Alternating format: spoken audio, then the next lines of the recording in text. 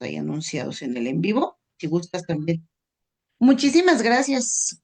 Hola, hola, ¿cómo están todas y todos el día de hoy, viernes a las 6 de la tarde, poquito pasado de las 6 de la tarde, porque comentaba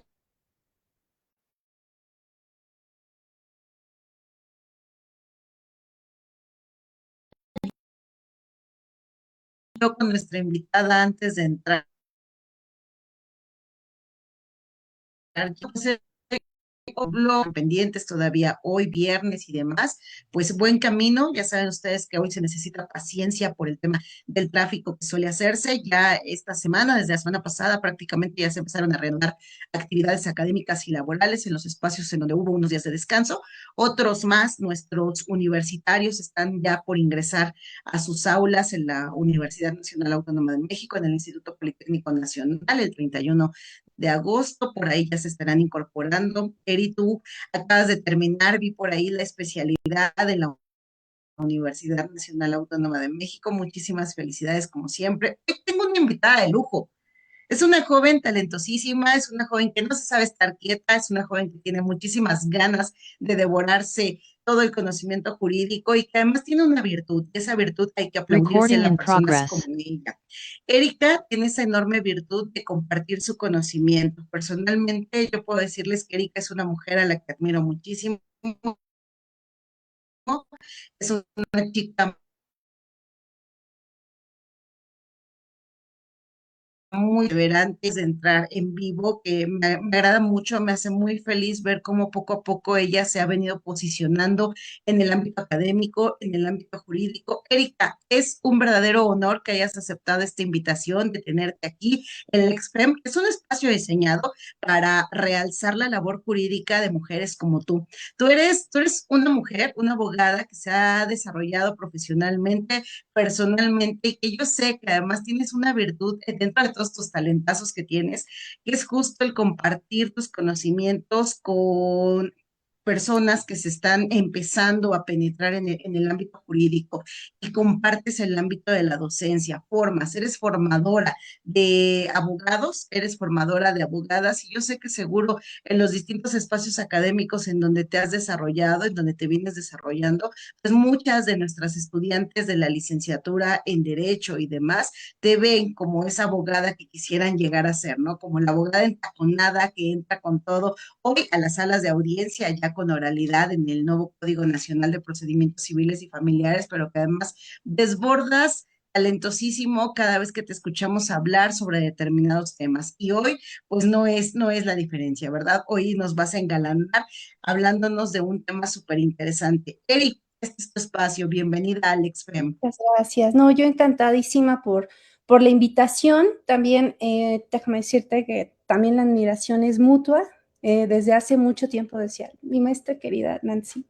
Y pues obviamente para mí es un honor estar aquí con ustedes, estar en la EXFEM y pues compartir un poquito de este tema, que aparte que es muy interesante, muy importante, fue parte de mi ensayo, de mi investigación que realicé como forma de titulación para la especialidad en Derecho Familiar, justamente ahí en la Facultad de Derecho de la UNAM.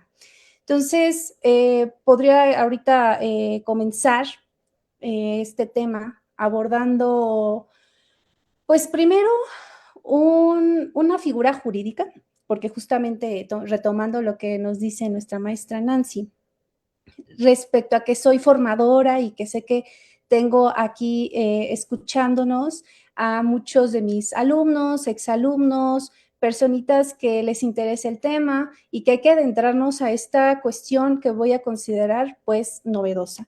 Entonces, hay que comenzar con una figura jurídica muy importante que es la capacidad jurídica. Y pues evidentemente en nuestras clases de introducción al estudio del derecho nos comenta, ¿no? La capacidad jurídica es un atributo de la personalidad.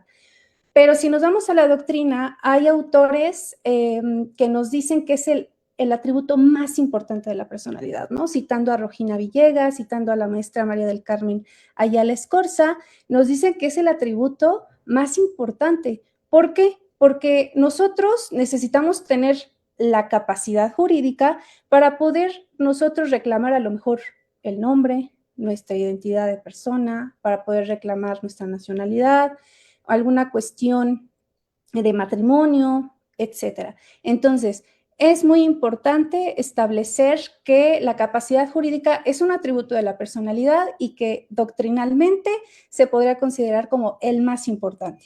Ahora, también en la licenciatura nos enseñan, nos platican nuestros maestros que existe capacidad de goce y de ejercicio.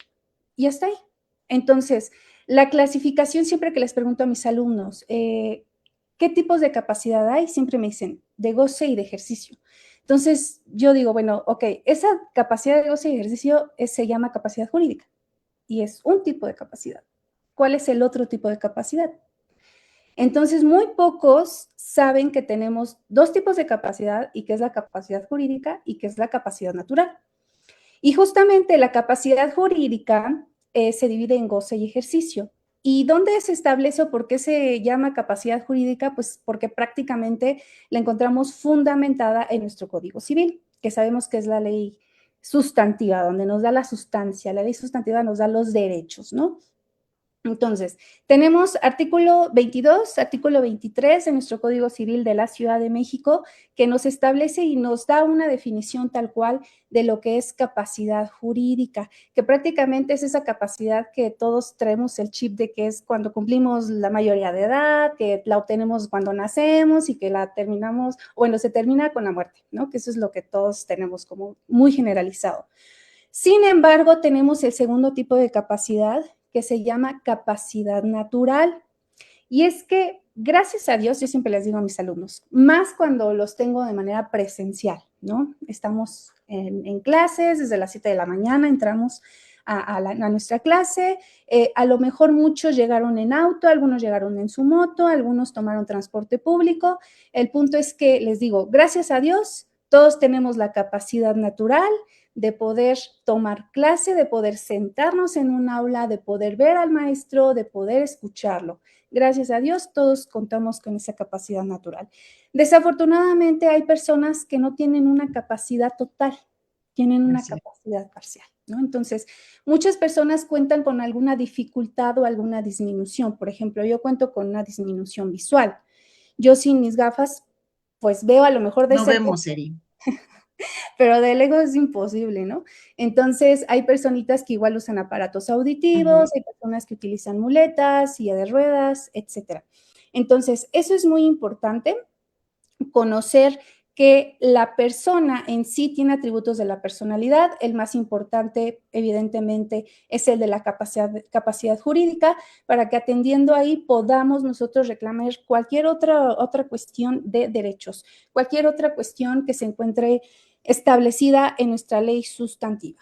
Bueno, ahora, ¿de dónde es que surge toda esta cuestión de los apoyos ordinarios, extraordinarios y las salvaguardias? Bueno, pues esto sucede, o estas nuevas figuras surgen de un largo camino que ya habíamos traído avanzando. Y es que antes de que existieran los apoyos ordinarios, existía una figura, bueno, todavía se encuentra establecida en nuestra ley sustantiva, de la famosa interdicción de Sí. persona. Sin embargo, en el 2021 tenemos ahí un pronunciamiento de la Suprema Corte. De hecho, hay un amparo directo en revisión, y si alguien gusta que se lo comparta, igual me pueden mandar mensajito, les comparto el amparo directo. Es el 4/2021. Y pues prácticamente fue un amparo directo en revisión, en donde se hace el análisis de la convencionalidad o constitucionalidad de una norma general. Prácticamente todos los artículos que regulan esta figura de la interdicción de persona en el Código Civil de la Ciudad de México. Entonces, existe un pronunciamiento por parte de la Suprema Corte y nos dice, ¿sabes qué? El procedimiento de interdicción, a juicio de esta Corte, decimos que es una figura restrictiva, una figura que violenta derechos humanos. ¿Pero por qué? Bueno, para las personitas que a lo mejor no han tenido algún acercamiento a este procedimiento de interdicción de persona, prácticamente era un procedimiento para poder determinar que una persona no contaba con una capacidad jurídica, y por ende, nombrarle un tutor y un curador o un curador. Con la finalidad de que pudiera tomar sus decisiones y poder guiarlo y poder celebrar actos jurídicos en general. Entonces, para la Corte dijo, ¿sabes qué? ¿Cómo es que le vas a quitar la capacidad jurídica a una persona? Si es una persona, independientemente de que tenga alguna disminución mental, a lo mejor una cuestión visual, etcétera, sigue teniendo una capacidad, entonces Claro. no puedes quitársela. Eso es totalmente restrictivo y violatorio a tratados y convenios internacionales, constitución, etcétera, ¿no? Entonces, existe justamente ese pronunciamiento por la Suprema Corte, y es entonces que empiezan a hacer todo este movimiento a nuestro sistema procesal en nuestro país, y es que existe la necesidad de entonces crearse estas figuras de los apoyos ordinarios, extraordinarios y salvaguardas. Ahora, muy importante, los apoyos ordinarios prácticamente se dictan por la voluntad de la persona. Por ejemplo, yo puedo nombrar como apoyo a una persona X porque yo me voy a ausentar del país por un año, y pues necesito que mientras esté yo en ese otro país, alguna otra persona celebre actos jurídicos en mi nombre. A mi nombre. Entonces necesito, a lo mejor en mi voluntad, nombrar a algún mandatario, a lo mejor nombrar a un apoderado legal para celebrar actos jurídicos. Entonces, ahí evidentemente, frente a terceros, todos pueden percibir mi voluntad. Yo tengo una capacidad jurídica, cuento con una capacidad natural total. Entonces, sin duda, ahí se puede establecer mi voluntad.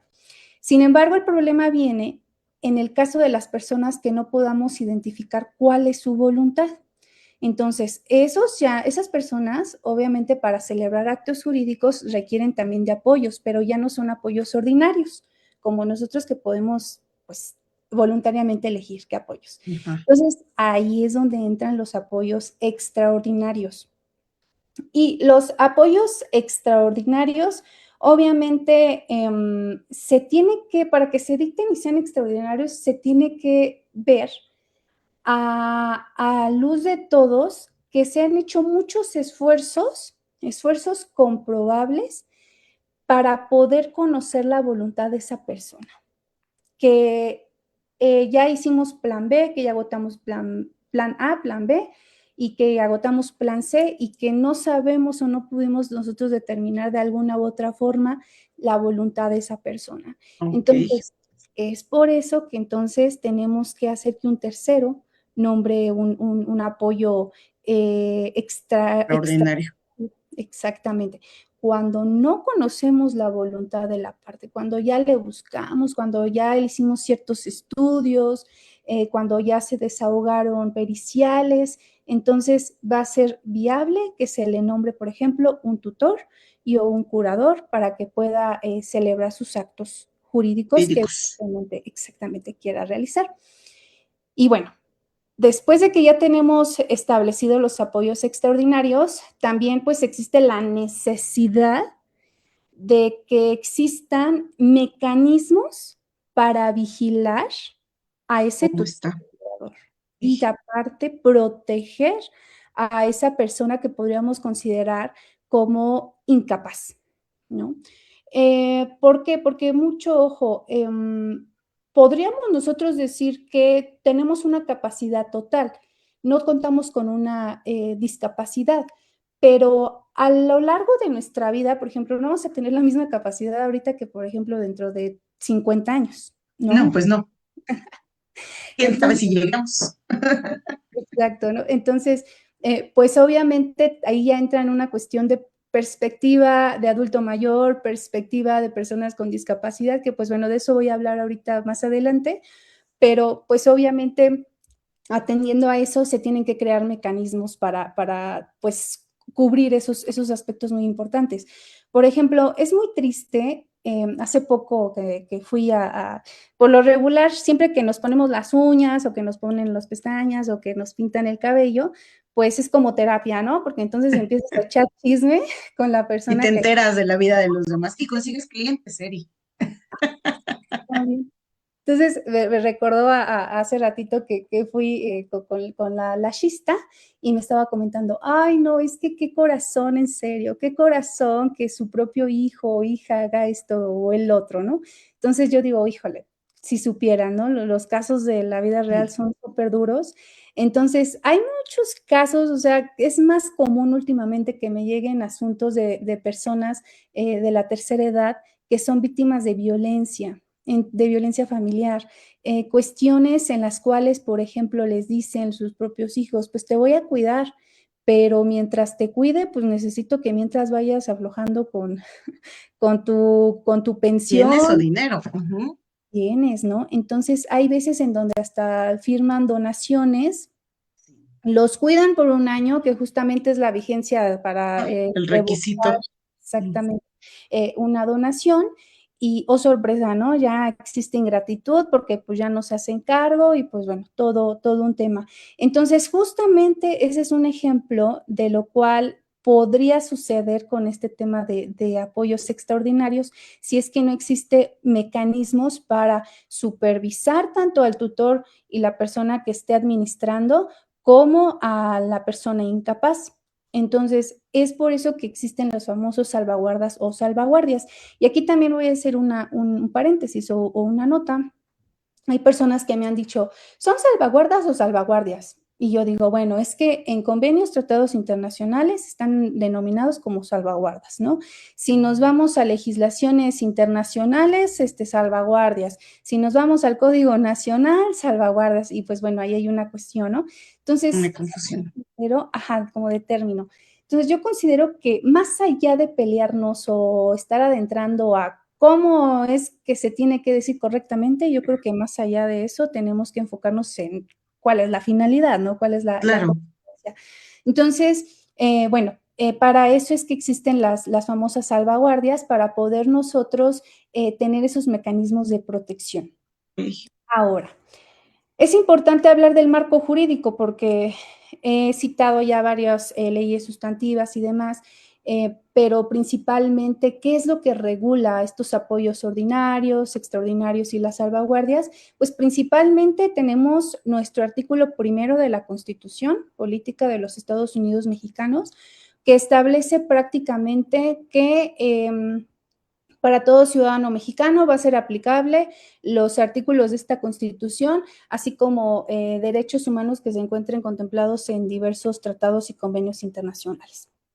Entonces, una vez dicho eso, pues también como marco normativo en el cual se encuentran regulados estos apoyos, pues es importante citar a la Convención sobre Derechos de Personas con Discapacidad, que esa también es muy importante y que de hecho de esa convención es que se sustentó la pronunciación de la Suprema Corte respecto a declarar como restrictiva la figura de la interdicción y pues evidentemente, ¿no?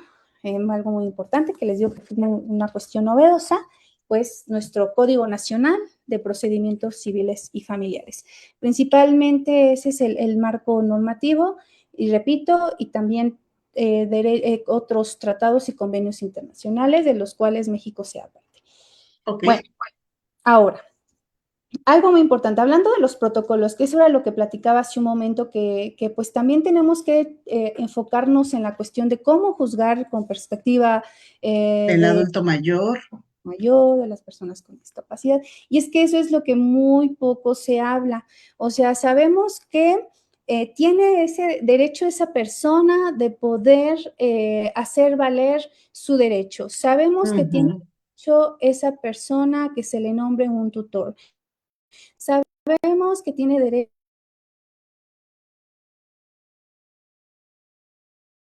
al acceso a la justicia.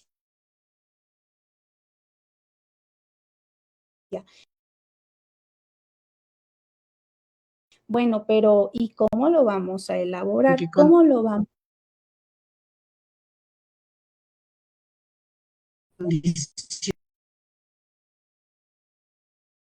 condiciones? Ajá, ¿en qué condiciones? Y existen justamente esos protocolos, ese protocolo con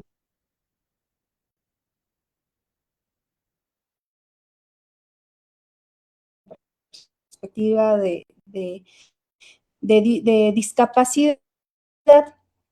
Y es que prácticamente más allá de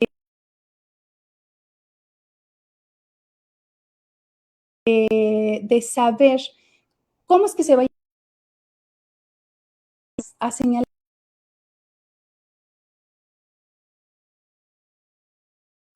el caminito. Prácticamente dan los lineamientos que se tienen que seguir.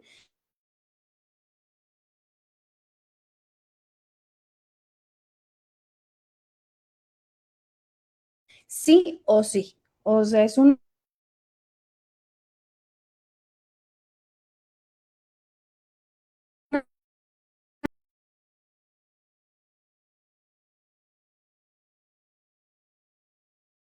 de la Suprema Corte, igual si me mandan un mensajito se los comparto sin ningún problema. Y pues prácticamente voy a leer, los enumeré, los lineamientos que se tienen que seguir, apoyos extraordinarios y se dicten salvaguardias. Primero, Salvaguardas. número 1, el juzgador o la autoridad debe de estar enfocado en la persona. ¿Por qué? Porque obviamente si ve desde el principio que es una persona con una lengua que está muy, etcétera,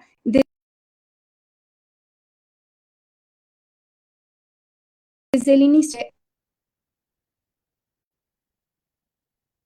hacer esos ajustes, de estar identificando pues toda esta cuestión de discapacidad, de, de,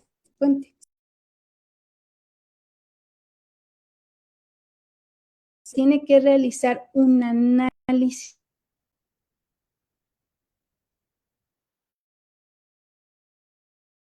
del contexto. ¿Por qué existen antecedentes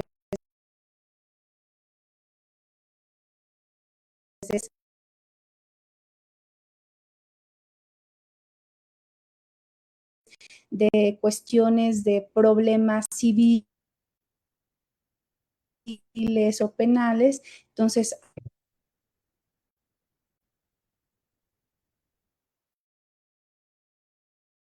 hay que analizar el contexto. ¿Quién está solicitando el apoyo extraordinario de esta persona? ¿Quién es la persona que análisis del contexto? Como número 3, se tienen que identificar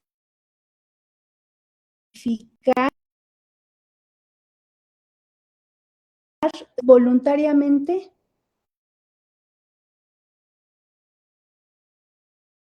no puede nombrar el apoyo. O porque es necesario que acuda conmigo.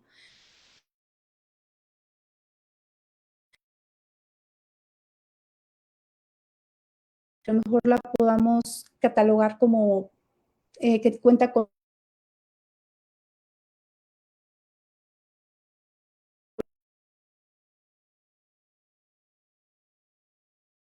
puede nombrar un traductor, a lo mejor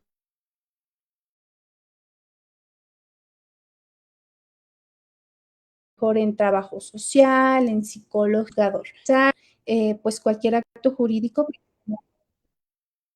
Condición, ajá. Requiera. Posteriormente,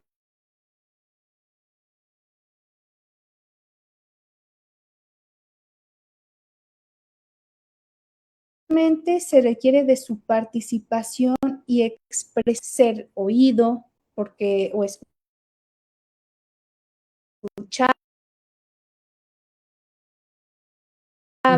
porque como lo se ha considerado, a lo mejor va disminuyendo su capacidad natural. Entonces necesita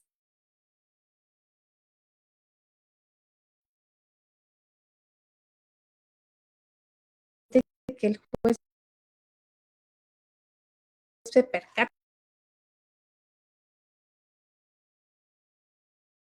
prácticamente que esté vivo, y que no sea otra persona que quiera ahí adelantarse en otra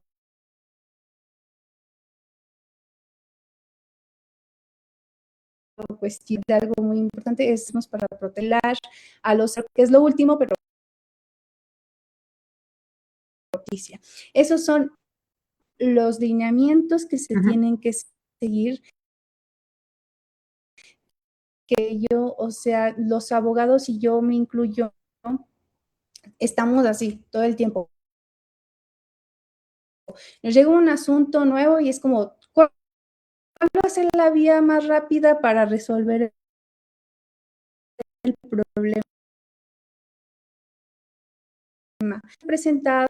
Nosotros queremos dar un procedimiento que nos olvidamos de pasos. Tenemos protocolos para juzgar con perspectiva de género, con perspectiva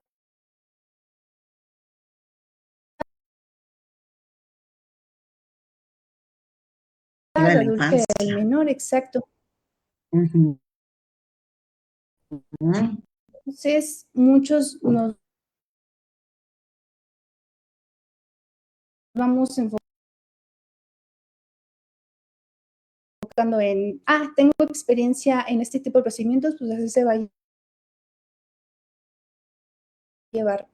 Sí, pero poco a poco,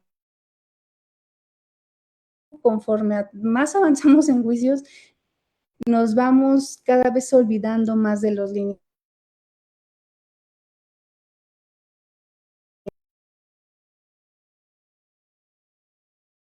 Cuestión novedosa, que estamos a tiempo, enfocándonos justo en los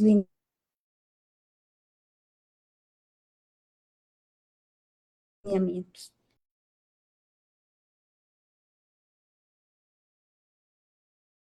Para jugar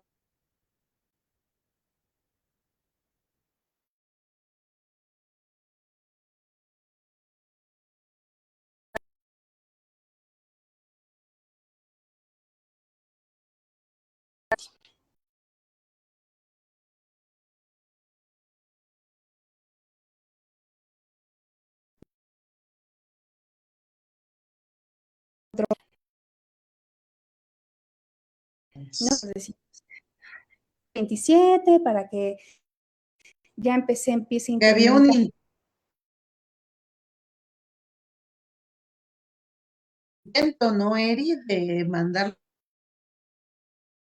un poquito más allá del 27, mandarlo al 2. Empezó las ganas de que quejas entre reclamos, un poquito se detuvo. Creo que ya tú me corriges ahí porque tú eres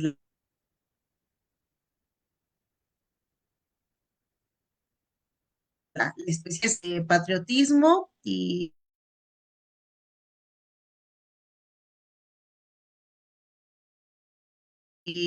ya, Uh-huh.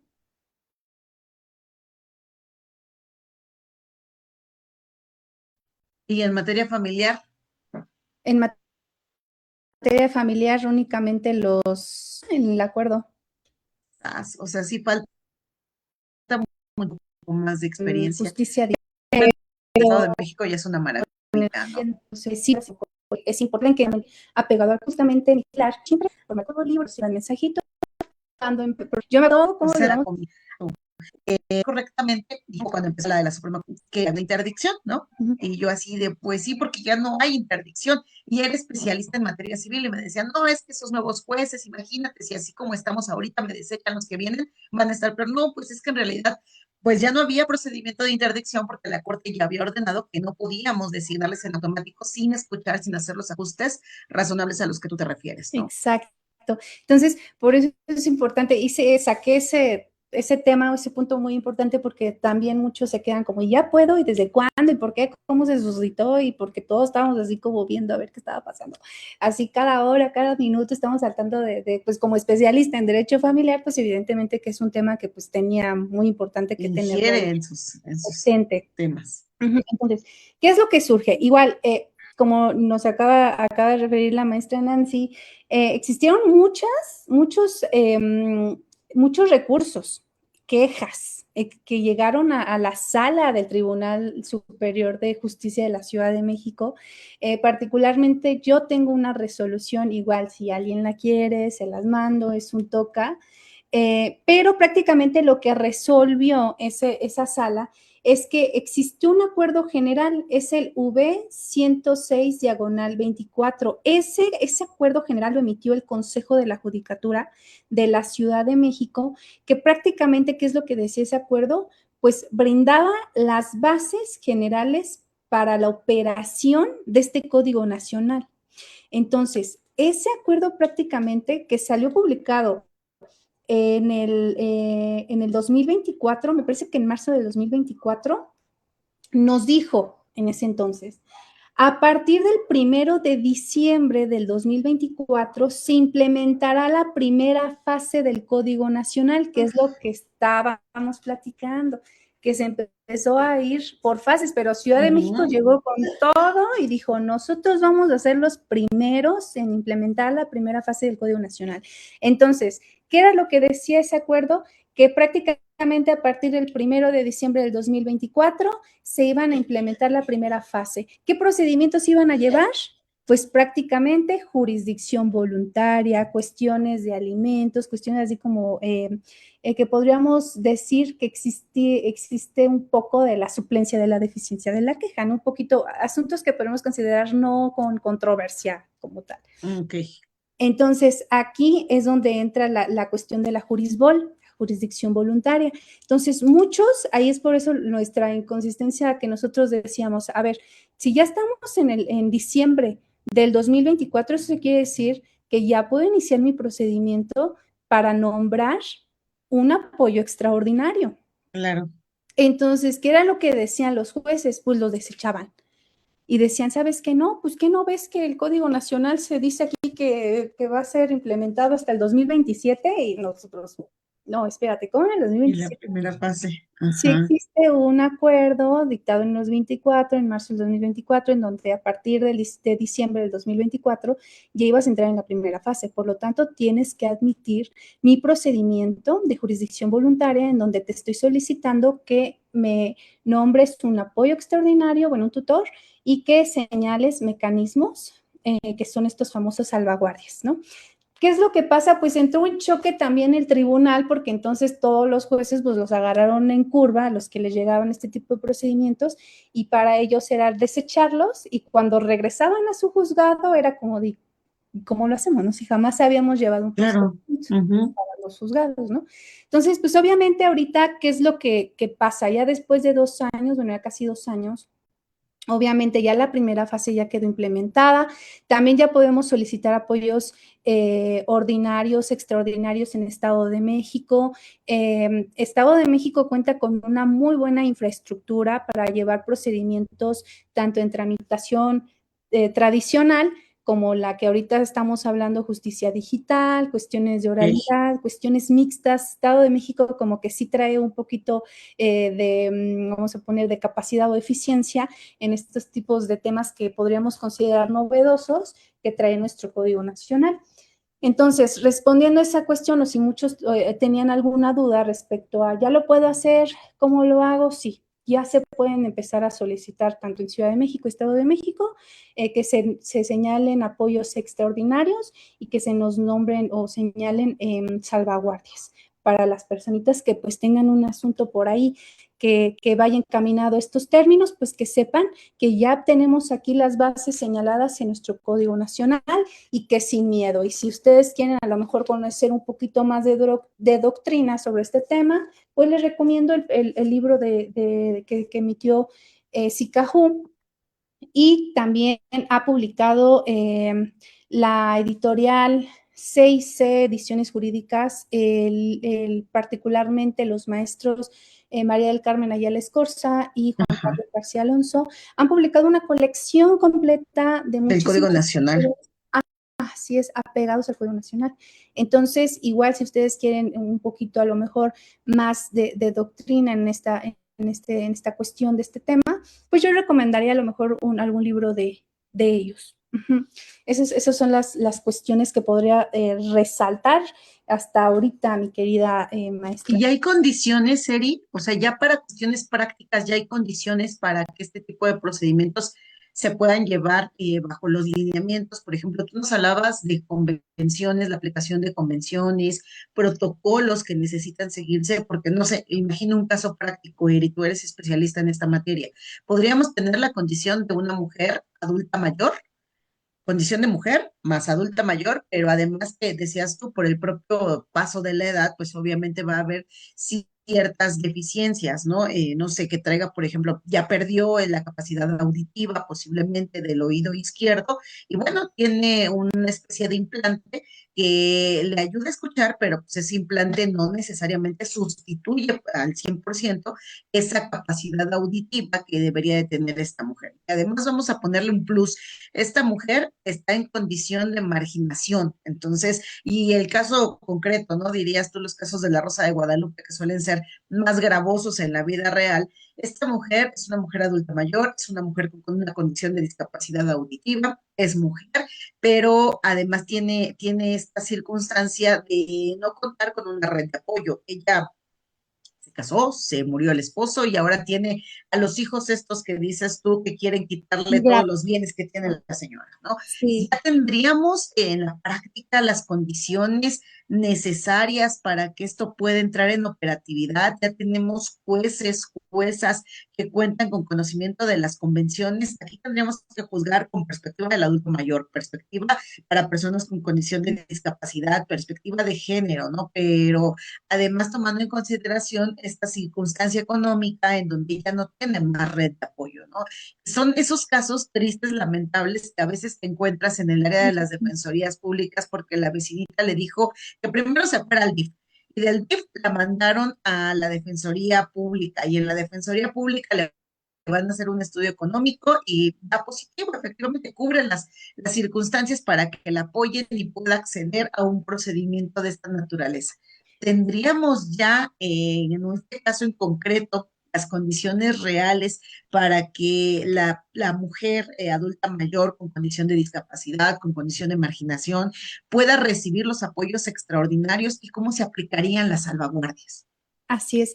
Esa es una pregunta muy interesante y que incluso también me la hicieron en mi examen Y profesional. no fui, ¿eh? Exacto. Y es que ellos, o sea, después de platicar con ellos y después de, porque prácticamente, o sea, yo así lo sentí, obviamente es un examen y demás, y no es como de sentirme yo un poquito así mucho, pero yo con ellos sentí como una conexión, o sea, empezamos a platicar y al final llegamos a esa conclusión de, a ver, de todas maneras, los apoyos extraordinarios, si no se conoce la voluntad, se va a nombrar un tutor y en su caso un curador y aparte un vigilante que antes era un interventor en la interdicción. Entonces me Ok. decían, ¿cuál es la diferencia? O sea, ¿tú crees que sí hay una diferencia? O sea, ¿tú crees que sí estamos a lo mejor respondiendo esta pregunta? Para llevar un procedimiento de jurisdicción voluntaria, para el nombramiento de algún tutor como apoyo extraordinario, yo considero que sí, pues sí hemos llevado procedimientos para el nombramiento de tutor, curador, hemos llevado un procedimiento que yo considero un poquito más laborioso para determinar primero que una persona no cuenta con la capacidad y que para eso se tiene que nombrar tutor, se tiene que hacer esto, un interventor, etcétera. Yo considero que sí, hablando de una cuestión de infraestructura y de una cuestión a lo mejor de costumbres jurídicas. Entonces, yo considero que procesalmente no vamos a tener ningún tema en llevar un procedimiento de jurisbol para nombramientos de personas de apoyos extraordinarios. Pero sí es importante recalcar la cuestión de los protocolos. O sea, procesalmente hablando, en una cuestión de infraestructura, yo considero que palomita, Sí, sin ok. ningún tema. Pero la cuestión de los protocolos sí es un tema, porque justamente es con lo que yo estaba, hice un comentario que yo me incluí de tantos asuntos que a lo mejor y podemos decir que ya he llevado y que se han seguido de la misma manera. Digo, ya sé cómo resolverlo y que así se haga. Pero hay que recordar que existen lineamientos, o sea, no se nos tienen que olvidar, no, es que me lo sé de memoria y sé que así se llevan y no. Nosotros debemos, si ustedes se dan cuenta y descargan los protocolos, el que ustedes quieran, se actualiza también. De Sí, hecho, dice protocolo actualizado hace 3 semanas, protocolo actualizado hace un mes. Entonces, es cierto, o sea, no es como lo que dicen y hablando en la cuestión de la famosa especialización que nos habla este artículo del diablo, ¿no? El 666, que dicen, es que ahora sí necesitamos abogados que demuestren su especialización en derecho familiar, en niños, niñas y adolescentes, etcétera. Y es que justamente es esa cuestión. De hecho, en la etapa postulatoria, que es la primera etapa para iniciar un procedimiento, que es con la demanda, justamente si nosotros nos vamos a los requisitos de la demanda que establece el Código Nacional, en el apartado de derecho, nosotros debemos de señalar ya no solamente los fundamentos de la ley sustantiva y de la ley adjetiva, sino que tenemos que tratados. sustentar exactamente los derechos apegados a tratados, convenios internacionales, criterios de la Suprema Corte, jurisprudencia, principios generales del derecho, la famosa doctrina, y pues apuntando a esto, protocolos, protocolos. Entonces, en cuestiones de infraestructura, check, palomita. En cuestiones de especialización, no check. Entonces, obviamente tenemos tiempo, ¿no? Pero es importante empezar, porque así decíamos el año pasado, tenemos tiempo, total, me Y ve, aviento y estamos a meses del 2027. me avento una especialidad. Gracias a Dios yo entré a la especialidad antes de que salieran los acuerdos del tribunal y demás. Ahorita ya tengo mi título y demás, pero es empezar, o sea, no es solamente ahora quedarnos con el tema de la licenciatura y tanta, no, es muy importante el tema de la especialización. Y la actualización constante, ¿no, Eri? No sé, nosotros lo vivimos con el tema de la especialidad en el Sistema Integral de Justicia para Adolescentes. Aplicábamos de inicio un protocolo. Luego viene un segundo protocolo, decías tú, justo con el tema de las actualizaciones, viene un segundo protocolo actualizado y vas analizando y caso por caso, por ejemplo, resuelto por la Corte Interamericana de Derechos Humanos, hoy tienes casos en condición de niñas, niños, adolescentes en donde las familias de las que forman parte pues, son familias integradas por dos mujeres, son familias integradas por dos hombres, ¿no? Y la evolución de estos conceptos, yo creo que forma parte de ese concepto de la especialización, es decir, que constantemente tienes que mantenerte actualizado, ¿no, Eri? Exacto. Entonces ahí es donde no check. Pero no es algo que esté mal y que no podamos arreglar. Obviamente, por eso es importante la cuestión de la especialización y de la actualización y que pues constantemente estemos así como pues ratoncitos de De biblioteca, ¿no? biblioteca. Pero es que pues prácticamente pues es un cambio de sistema que teníamos totalmente. Yo considero que entonces ya nos está obligando ahora sí el Código Nacional a que estemos preparados, justamente haciendo una analogía con la materia de adolescentes en materia penal, pues obviamente también ya tenemos nosotros que cubrir una especialidad o una especialización si vamos a llevar procedimientos de adolescentes, niños, niñas y adolescentes en la materia familiar. Entonces, obviamente que también nosotros debemos de cumplir con ese criterio para tener también check, ¿no? Para tener también palomita. Y por último, por la cuestión de que estamos hablando de la cuestión marginada, de la cuestión económica, y yo creo que ahí es donde sí todavía no sabemos hacia dónde se va a dirigir todo esto, toda esta bola de nieve. ¿Por qué? Porque obviamente como abogados sabemos que un curso y una especialización sale caro. Entonces, que me quiero ir a tomar un curso a Salamanca, que uno hace una especialización y que tengo que pagar mi matrícula, vuelos, hospedaje, y bueno.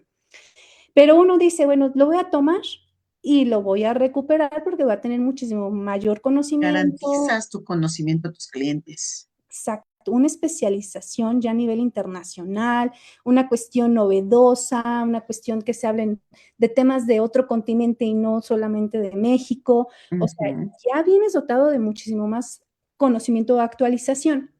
Y entonces aquí es donde viene esta circunstancia, ¿no? Que a lo mejor y consideramos los abogados que es un problema porque entonces ya no las personas van a pagar a un abogado por tener la licenciatura, sino que ya estás pagándole a un abogado Es especialista. especializado en tu tema, ¿no? Y que ahora sí tienes la certeza que no vas a agarrar al que conoce de chile, mole y pozole.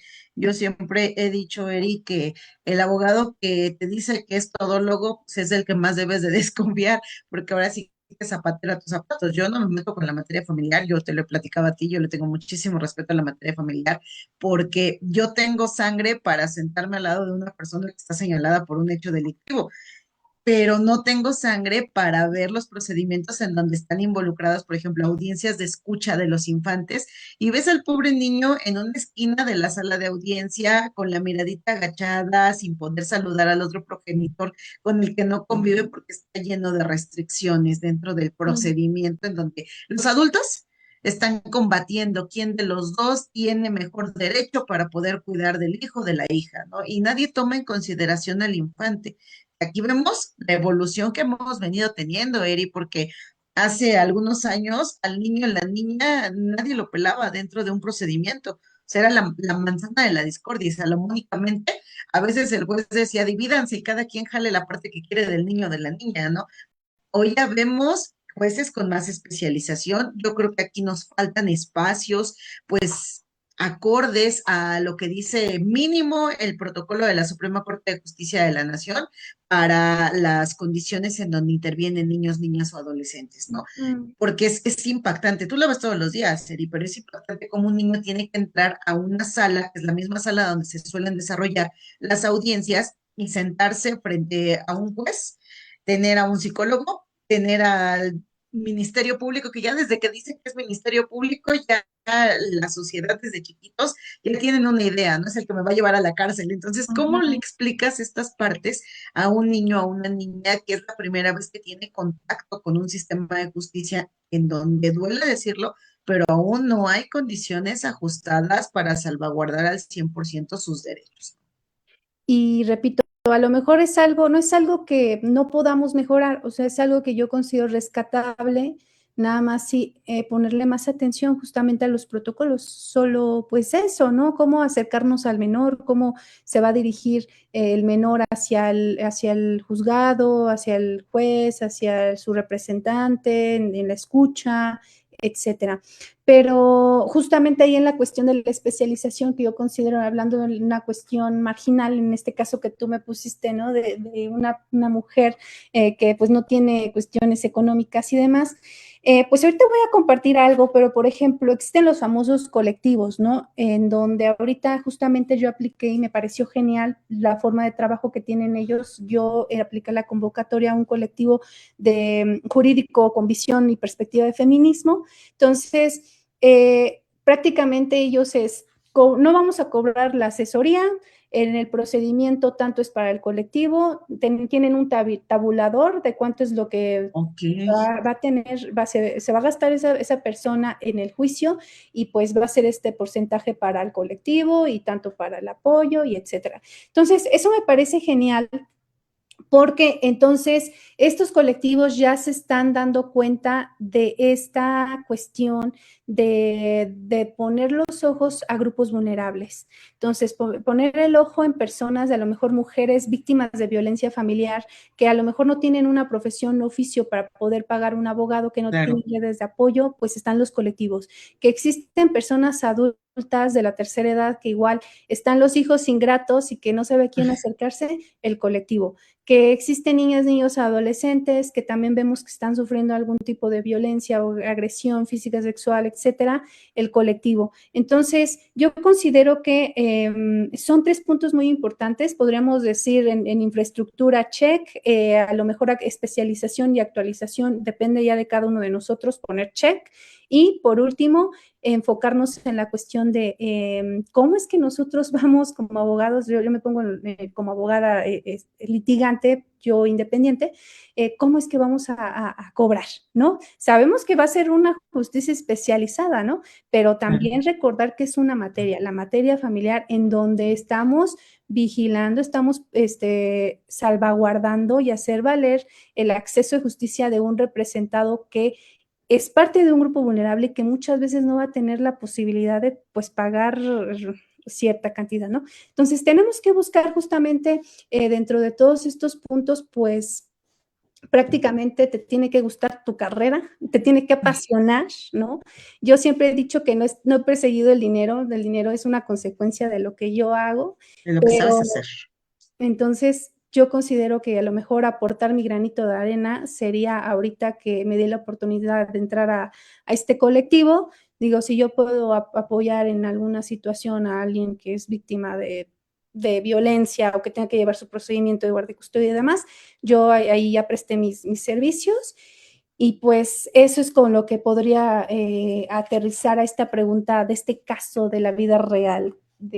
No, hombre, Eri, como siempre, maravilloso, de verdad, siempre tienes una manera muy clara de explicar, de acercarnos al conocimiento, y además ya vi que ya estás ahí como docente en la licenciatura en Derecho de SICAJU, que está Sí, próxima a empezar. Si tienen sí. hijos que por alguna circunstancia no se quedaron, no obtuvieron el número de aciertos, o que vivieron estas situaciones por las que pasó la Universidad Nacional Autónoma de México con la aplicación de los exámenes en plataformas y demás, aquí tienen una nueva oportunidad. Las oportunidades Sí, aquí yo siempre les he dicho, ¿no? No se gana ni se pierde.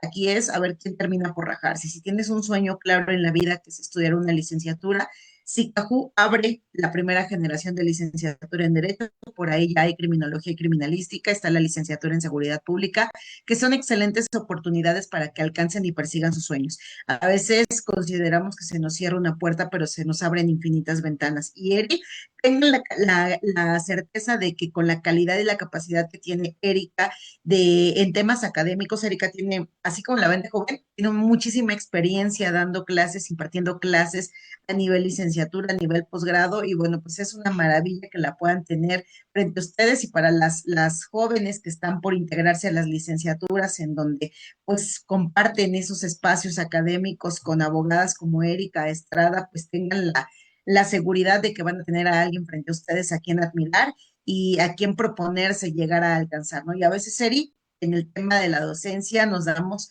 por satisfechos en gran medida cuando ya vemos a nuestros alumnos del otro lado ya presentándose en salas de audiencia. Y yo siempre les digo que afortunado es uno porque aquí lo más bonito es verlos, cómo ellos se van desarrollando, cómo ellos abren camino y nada mejor en la vida que el alumno termine por superar 1000 veces al maestro, ¿no?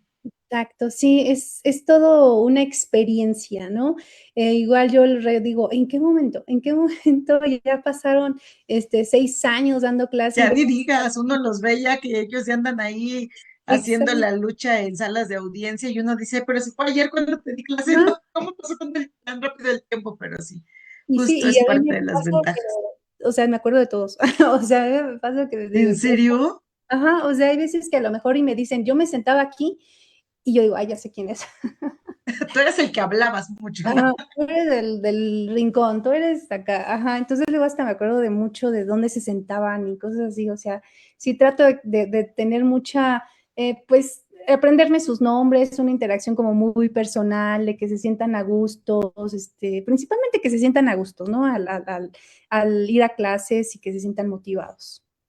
Pues ya te veremos por ahí en la licenciatura, Sí, Eri. Un ojalá en abrazote como septiembre siempre. No, hombre, iniciamos. muchísimas gracias, felicidades por ese título de especialista y felicidades por esa labor, ese granito de arena que estás aportando a nuestra sociedad que a veces tanto necesita el acercarse a posibilidades de solución a sus temas jurídicos a su alcance. Gracias, Eri, por ser una mujer a la que admiramos. Bienvenida al ExFem y esperemos que esta no sea ni la primera ni la última vez que te tenemos con nosotros en este espacio.